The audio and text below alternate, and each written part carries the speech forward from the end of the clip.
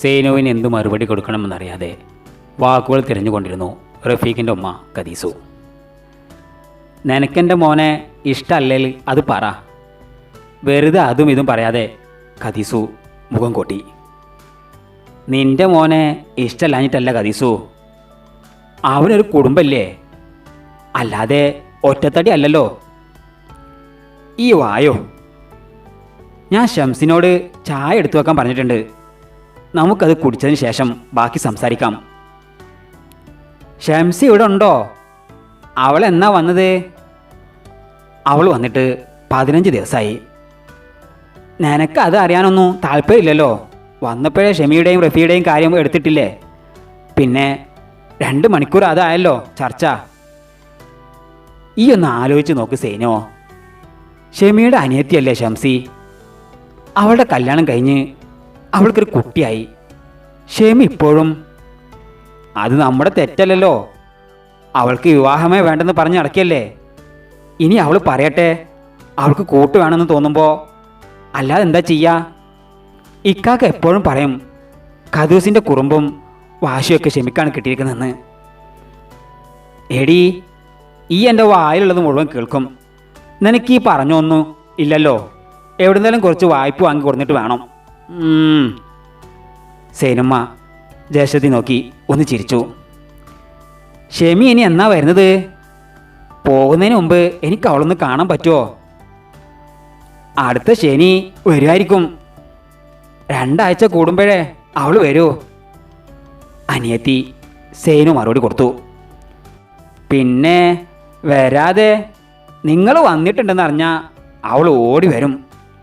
അത്രയ്ക്ക് പ്രിയാണല്ലോ 2 പേർക്കും അങ്ങോട്ടും ഇങ്ങോട്ടും.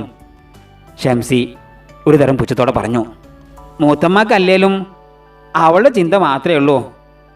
ഞങ്ങൾ 2 പേരെ നിങ്ങൾക്ക് കാണുകയും വേണ്ട, ഞങ്ങളുടെ വിശേഷം അറിയുകയും വേണ്ട. ഷംസി പരിഭവം പ്രകടിപ്പിച്ചു. എൻ്റെ കുട്ടിയെ പറ്റി ഞാനിപ്പോൾ ചോദിച്ചുള്ളൂ നിൻ്റെ ഉമ്മാനോട്. മോനെവിടെ? ഉറങ്ങിയോ? ഓവ് മൂത്തമ്മ, നിങ്ങൾ ഇരിക്കി, ചായ കുടിക്കി. മോൻ നല്ല ഉറക്കാണ്. മൂത്തമ്മ അല്ലേലും നമ്മൾ ആരെയും കാണാൻ വരുന്നതല്ലല്ലോ ഷംസി. മൂത്തമ്മക്ക് വേണ്ടത് അവളെയല്ലേ, ഷെമിയെ. ഷെമിയുടെയും ഷംസിയുടെയും അനിയൻ ഷെഫീഖ് കദീസുമയോടായി അങ്ങനെ പറഞ്ഞു. പോടാ, വെറുതെ ഓരോന്ന് പറയാതെ. നീ ഇവിടെ ഉണ്ടായിരുന്നോ? മൂത്തമ്മക്ക് അതിന് ഞങ്ങളൊന്നും കാണില്ലല്ലോ. ഡാ ഷെഫീഖെ, നിനക്കൊന്ന് ഞാൻ തരും. എനിക്ക് നിങ്ങളെല്ലാവരും ഒരുപോലെയാ. നമ്മൾ തമാശ പറഞ്ഞല്ലോ മൂത്തമ്മ, നിങ്ങൾ ഇരിക്കി. ഷംസി, മൂത്തമ്മക്ക് ചായ ഒഴിച്ചു കൊടുക്ക്. ഉമ്മ, നിങ്ങളും കൂടെ ഇരുന്നോളി ഒരു കമ്പനിക്ക്. ഈയും വാടാ, നമുക്കൊന്നിച്ചിരിക്കാം. വേണ്ട, എനിക്ക് സമയമില്ല. ഞാനിപ്പോൾ പുറത്ത് പോകാൻ നിൽക്കാം. നിങ്ങൾ കുടിക്കി. ഈ എവിടേക്കാ? എവിടെ ഇരിക്ക്, വിശേഷങ്ങൾ ചോദിക്കട്ടെ. എനിക്ക് അത്യാവശ്യമായി ഒന്ന് പുറത്തു പോകാനുണ്ട്. എൻ്റെ ഫ്രണ്ടിൻ്റെ പെങ്ങളെ നിക്കാഹാണ് അടുത്ത ആഴ്ച. അവൻ്റെ കൂടെ ടൗണ് വരെ ഒന്ന് പോകാനുണ്ട്. നിങ്ങൾ ജ്യേഷ്ഠത്തിയും അനിയത്തിയും സംസാരിച്ചിരിക്ക്, അപ്പോഴേക്കും ഞാൻ എത്തും. എന്നാൽ പോയിട്ട് വാ. അവന് കാറിൻ്റെ ചാവയും എടുത്തുകൊണ്ട് മുറ്റത്തേക്ക് ഇറങ്ങി. കദീസുമ്മയും സേനുമ്മയും വീണ്ടും സംസാരത്തിൽ മുഴുകി. ഈ സമയത്ത് റഫീഖ്, ജൂബി, തെസ്നിയെ വിളിക്ക്, നമുക്കൊന്നിച്ചൊരു ഫോട്ടോ എടുക്കാം. ജൂബി ഒന്നും മിണ്ടാതെ തേയിലത്തോട്ടങ്ങൾക്കിടയിലൂടെ പതുക്കെ നടന്നു. ജൂബി, നിന്റെ മുഖം എന്താ തെളിയാത്തേ? നീ എന്താ എന്നോട് മിണ്ടാത്തേ? മനസ്സിപ്പോഴും ഓക്കെ ആയില്ലേ? എന്താണെന്നറിയില്ലേക്ക, മനസ്സൊക്കെ ആകെ വല്ലാത്തൊരവസ്ഥയിലാണ്. എനിക്കെന്തോ ഒന്നിനൊരു സന്തോഷം തോന്നില്ല. വെറുതെ ഓരോന്ന് ആലോചിച്ച് കൂട്ടിയിട്ടാണ്. ഉമ്മാനെ നീ ഇന്നോ ഇന്നലെ അല്ലല്ലോ കാണുന്നത്. ഏകദേശം 1 വർഷമായില്ലേ? അവളൊന്ന് മോളി. നീ വായോ, അൻവർ അവിടെ താഴെ കാത്തു നിൽക്കുന്നു. വായോ, മക്കൾ അവരടുത്തല്ലേ. അവളുടെ കൈ പിടിച്ച് റഫീഖ് താഴെ ഇറങ്ങി. അവളെ കണ്ടതും മോൾ കരഞ്ഞു. ആഹാ, എന്ത് പറ്റിയാവേ? ഇതുവരെ എന്തൊരു അനുസരണയുള്ള കുട്ടിയായിരുന്നതാ. നിന്നെ കണ്ടതാ പ്രശ്നമായത്. തെസ്നി മോളെ നോക്കി പറഞ്ഞു. അവളുടെ കയ്യിൽ നിന്നും മോളെ വാരിയെടുത്തു ജുബി. അവളുടെ ഉമ്മയല്ലേ, അവളെ കൊണ്ടുപോകാതെ അവരെവിടെയോ പോയി വരികയാണെന്ന് ആ കുഞ്ഞു മനസ്സ് മന്ത്രിച്ച് കാണും. അൻവർ ജുബിയെയും റഫീഖിനെയും നോക്കിക്കൊണ്ട് പറഞ്ഞു. അതെ അതെ, തെസ്നി അൻവറിനൊപ്പം കൂടി. ജുബി മോളെ എടുത്തതും അൻവറിൻ്റെ അടുത്തിരിക്കുന്ന മോനും കരയാൻ തുടങ്ങി. റഫീഖ് ചെന്ന് അവനെ വാങ്ങിയെടുത്തു. പക്ഷേ അവന് വാശിയില്ല, ജുബി തന്നെ അവനെയും എടുക്കണം. ആഹാ, 2 പേർക്കും ഉമ്മയെ മതിയോ, ഉപ്പയെ വേണ്ടേ? റഫീഖ് 2 പേരോടും കൂടി ചോദിച്ചു. 2 പേരും മത്സരിച്ച് കരയുകയാണ്. ജുബി, മോളെ ഇങ്ങത്താ, ഞാൻ എടുക്കാം, നീ മോൻ്റെ കരച്ചിൽ മാറ്റ്. ഇക്ക, മോനെ എടുത്തുകൊണ്ട് അപ്പുറത്ത് എവിടെയെങ്കിലും കൊണ്ടുപോയി കരച്ചിൽ മാറ്റ്. മോളെ കൂടുതൽ കരയിപ്പിക്കാൻ പറ്റില്ല, അവൾക്ക് ശ്വാസമുട്ടൽ വരും, അതുകൊണ്ട് അവളെ എടുക്കാതിരിക്കാൻ പറ്റില്ല. അവളുടെ സ്വരത്തിൽ നിന്നും ദേഷ്യം കടന്നിരുന്നു. റഫീഖ് ഒന്നും പറയാതെ മോനെയും വാരിയെടുത്തുകൊണ്ട് അപ്പുറത്തേക്ക് നടന്നു. കരയല്ലേ മോളെ, ഉമ്മയുടെ പൊന്നല്ലേ, ദേ നോക്കിയേ, ഒരു ആന പോകുന്നു കണ്ടോ, ഉമ്മയുടെ പൊന്ന്. ജുബി ഓരോന്ന് പറഞ്ഞുകൊണ്ട് അവളുടെ സങ്കടം തീർത്തുകൊണ്ടിരുന്നു. കുഞ്ഞി കണ്ണുകൾ വിടർത്തി അവൾ ആനയെ നോക്കി. ആനയെ കാണാത്തതിലുള്ള നിരാശയും ആ കുഞ്ഞി മുഖത്തുണ്ടായിരുന്നു. ഈ സമയത്ത് റഫീഖ്, ഉപ്പാടെ പൊന്നല്ലേ, കരയല്ലടാ മോനോ. റഫീഖിനെ കൊണ്ട് പറ്റുന്ന രീതിയിൽ അവൻ മോൻ്റെ ശ്രദ്ധ മാറ്റിക്കൊണ്ടിരുന്നു. എവിടെ ഒരു രക്ഷയില്ല, അവൻ ആർത്താർത്ത് കരയുകയാണ്. അവൻ്റെ ഉമ്മയുടെ കൂടെ പുതിയ അവകാശം വന്നത് പറ്റിയിട്ടില്ല അവനക്ക്. ഡാ റഫീ, കരഞ്ഞ് കരഞ്ഞ് പാവം തളർന്നു, ഇങ്ങത്താ, ഞാൻ നോക്കാം. അൻവർ അവനെ വാങ്ങിയെടുത്തുകൊണ്ട് തെസ്നിയുടെ അടുത്തേക്ക് നടന്നു. അവർ മോനെയും കൊണ്ട് കുറച്ച് ദൂരേക്ക് നടന്നകലുന്നത് നോക്കി നിന്നു. അടുത്തു നിന്നും അകലേക്ക് എത്തിയത് കൊണ്ടാണോ അറിയില്ല, കരച്ചിലിൻ്റെ ചീളുകൾ കേൾക്കുന്നില്ല. റഫീഖ് ജുബിയുടെ അടുത്തേക്ക് നടന്നു. മോളെയും കൊണ്ട് കൊഞ്ചിച്ചിരിക്കുന്നവളെ കണ്ടപ്പോൾ ശരിക്കും റഫീഖിന് ദേഷ്യം വന്നു. അത് പുറത്തേക്ക് കാണിക്കാതെ അവൻ അവളുടെ അടുത്തെത്തി.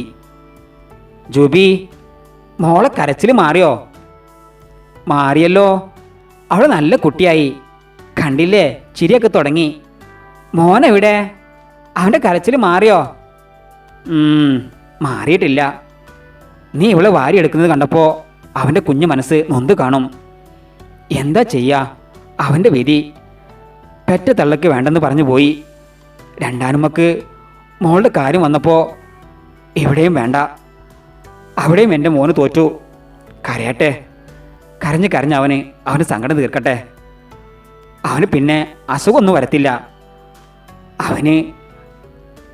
അവന് ബാക്കി മുഴുവനിപ്പിക്കാതെ നിറഞ്ഞു വന്ന കണ്ണുകൾ തുടച്ചുകൊണ്ട് റഫീഖ് അവിടെ നിന്നും എഴുന്നേറ്റ് പോയി. ജുബി അവനെ ഒന്ന് നോക്കിക്കൊണ്ട് വീണ്ടും മകൾ റഫിയെ ചേർത്ത് പിടിച്ചിരുന്നു. ഒന്നും സംഭവിക്കാത്ത ഭാവത്തിൽ അവൾ കൊച്ചിനെയും കളിപ്പിച്ചുകൊണ്ടിരുന്നു. ഉമ്മ.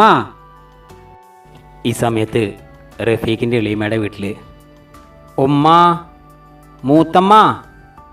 ഷെഫീഖ് 2 പേരെയും നീട്ടി വിളിച്ചു. എന്താടാ? ഓ, 2 പേരും കൂടെ ഇവിടെ വന്നിരിക്കുകയാണോ? നിനക്കുള്ള ഫുഡ് എടുത്ത് വെച്ചിട്ടുണ്ട്, പോയി കഴിക്ക്. ഞങ്ങളൊക്കെ കഴിച്ചു. എന്നാൽ ഞാനും കഴിച്ചു. ജസ്മൽ നിർബന്ധിച്ചപ്പോൾ എനിക്ക് കഴിക്കേണ്ടി വന്നു. എന്നാൽ കറിയും ചോറും ഫ്രിഡ്ജിലേക്ക് എടുത്ത് വെച്ചേക്ക്, ചെല്ല്.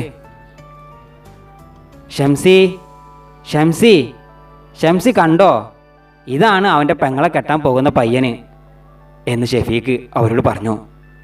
നോക്കട്ടെ, ആള് സൂപ്പറാണല്ലോ, മാജിദക്ക് ചേർന്ന പയ്യനല്ലേ. അവൻ്റെ പേരെന്തെന്നാ പറഞ്ഞത്? ഫാസില്. പ്രണയം ആയാലും കണ്ടുപിടിച്ച പയ്യൻ കൊള്ളാം. ഇനി അതുപോലെ ജീവിതവും മനോഹരമാകട്ടെ. അതെ, അവരൊക്കെ നല്ല സന്തോഷത്തിലാണ്. ഇവരെപ്പോലെ സാമ്പത്തികമൊന്നും അവർക്കില്ല. പിന്നെ നല്ല പയ്യനാണ്, നല്ല ജോലിയാണ്. സാമ്പത്തികമൊക്കെ ഉണ്ടായിക്കോളും, പയ്യൻ നന്നായാൽ മതിയല്ലോ. ഉമ്മാക്ക് കാണിച്ചോ നീ പയ്യൻ്റെ ഫോട്ടോ? ഇല്ല, കാണിക്കട്ടെ, ഉമ്മ ഇന്നലെ ചോദിച്ചിരുന്നു. ഡി ഷംസി, ഉമ്മ എനിക്ക് എടുത്തു വെച്ച ചോറും കറിയും ഒന്ന് എടുത്തു വെക്കുക ഫ്രിഡ്ജിക്ക്. ഉമ്മാക്ക് പയ്യൻ്റെ ഫോട്ടോ കാണാത്രക്ക് ധൃതിയൊന്നുമില്ല. അതൊക്കെ എടുത്തു വെച്ചിട്ട് മോന് പോയാൽ മതി. ഇവളെ ഞാൻ ഫോണ് പാൻറ്റിൻ്റെ കീശയിലേക്ക് ഇട്ടുകൊണ്ടവൻ അടുക്കളയിലേക്ക് നടന്നു. കൽബിൻ്റെ തിരുത്ത് നീ എത്തും നേരത്ത്. അവന് പാട്ടും മൂളിക്കൊണ്ട് എല്ലാം എടുത്തു വെച്ചു. എന്നിട്ട് ഉമ്മക്കരികിലേക്ക് നടന്നു. പാൻറ്റിൻ്റെ പോക്കറ്റിൽ നിന്നും ഫോണെടുത്ത് ഗാലറി തുറന്ന് മാജിദയുടെ പയ്യൻ്റെ ഫോട്ടോ കാണിച്ചു കൊടുത്തു ഉമ്മാക്ക്. ഇതാരാ? മൂത്തമ്മ അവനെ നോക്കിക്കൊണ്ട് ചോദിച്ചു. ഷെഫീക്ക് 2 പേർക്കും കൂടി അവരുടെ ഫോട്ടോ കാണിച്ചു കൊടുത്തു. ഇതാണ് എൻ്റെ ഫ്രണ്ടിൻ്റെ പെങ്ങള് മാജിദ. ഇത് അവളെ നിക്കാഹ് കഴിക്കാൻ പോകുന്ന പയ്യന് ഫാസിൽ. ഫോട്ടോയിലെ പയ്യനെ കണ്ടതും ഖദീസുമ്മ ഒന്ന് ഞെട്ടി. കഥയുടെ ബാക്കി ഭാഗം അടുത്ത ദിവസങ്ങളിൽ കേൾക്കാവുന്നതാണ്. കഥ നിങ്ങൾക്ക് ഇഷ്ടപ്പെട്ടുവെങ്കിൽ ലൈക്ക് ചെയ്യാൻ മറക്കരുതേ. നിങ്ങളുടെ അഭിപ്രായങ്ങളും രേഖപ്പെടുത്തുക.